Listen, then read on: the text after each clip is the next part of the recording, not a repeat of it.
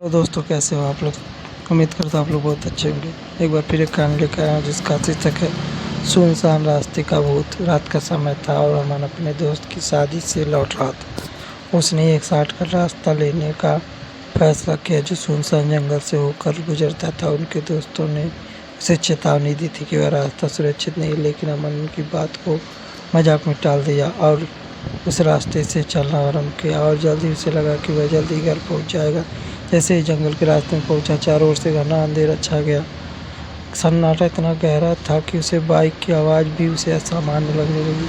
रास्ते में एक मोड़ पर अचानक उसकी बाइक के सामने एक सफ़ेद साड़ी में लिपटी औरत खड़ी दिखी। अमन ने तेज़ी से ब्रेक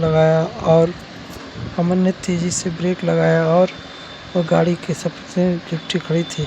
सोचा कि शायद कोई औरत से झुकाए खड़ी थी। उसके बाल बिखरे हुए थे, पूरी तरह से झुक थी। अमन ने सोचा शायद कोई मदद मांगने आई होगी। वह बाइक से उतरकर उसकी ओर जाने लगा। उसकी ओर बढ़ा और उससे पूछा, आप ठीक हैं? यहाँ इस समय क्या कर रही हैं? लेकिन औरत ने कोई जवाब नहीं दिया। उसने और करीब जाकर उसे छुआ तो औरत ने अचानक अपना चेहरा ऊपर उठाया। अमन की सांसें थम गई। औरत का चेहरा बेहद डरावना था। उसकी आंखें लाल थी। अमन की सांसें थम गई। औरत का चेहरा बेहद डरावना था। उसकी आंखें लाल थी और उसकी त्वचा पीली और फटी हुई लग रही थी। वह अचानक जोर से हंसने लगी और बोली, तुमने मुझे परेशान किया, अब तुम नहीं बचोगे। अमन का दिल तेजी से धड़कने लगा। वह बिना कुछ सोचे तुरंत अपनी बाइक की ओर भागा। जैसे ही उसने बाइक स्टार्ट की, औरत हवा में गायब हो गई। उसके चारों ओर अजीब सी ठंडी हवा बहने लगी।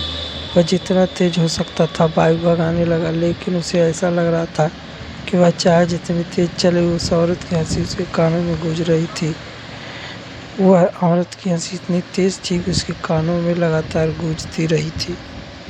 और वह आखिरकार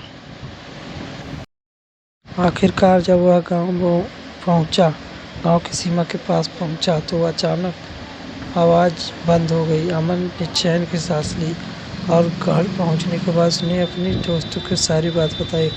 उन्होंने बताया कि वह रास्ता बदनाम था क्योंकि सालों पहले एक औरत की वहाँ दुर्घटना में मौत हो गई थी। तब से वह भटकती रहती है और राहगीरों को डराती है।